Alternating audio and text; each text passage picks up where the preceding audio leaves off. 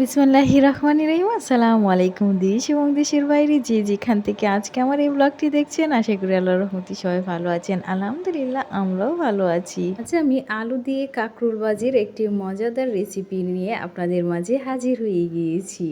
তো তার জন্য আমি এখানে 4টি কাঁকরোল ধুয়ে পরিষ্কার করে নিয়েছি। তো তারপরে আমি কাঁকরোলগুলিকে চিকন করে কুচি করে নিয়েছি।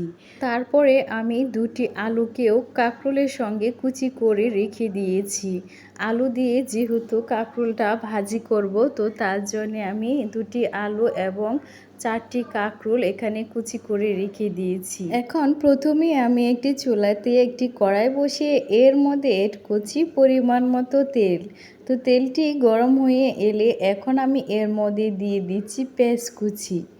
তো পেঁয়াজ কুচিটি দিয়ে একটু নেড়ে ছেড়ে ভেজে নিচ্ছি। তো পেঁয়াজ কুচিটি দেখতেই পাচ্ছেন যে এর মধ্যে ভাজা হয়ে এসেছে। তো এখন আমি এর মধ্যে অ্যাড করব আলু কুচিগুলি। তো আলু কুচিটি দিয়ে তারপর আমি এখন কাঁকরোল কুচিগুলি এর মধ্যে দিয়ে দিচ্ছি। এর মধ্যে অ্যাড করছি পরিমাণ মতো লবণ। তো লবণটা দিয়ে সবগুলি উপকরণ ভালোভাবে নেড়েচেড়ে মিশিয়ে নিচ্ছি।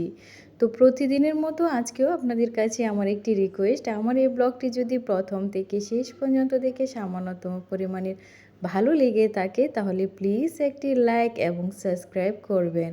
আর কমেন্ট বক্সে অবশ্যই আপনাদের মূল্যবান মতামতটি জানিয়ে আমার পাশেই থাকবেন। তো এখন একটি ঢাকনা দিয়ে ঢেকে অল্প আঁচে বেশ কিছুক্ষণ রান্না করে নেব। তো কিছুক্ষণ রান্না করার পর এখন এর উপরে আমি দিয়ে দিচ্ছি কিছু পেঁয়াজ কুচি।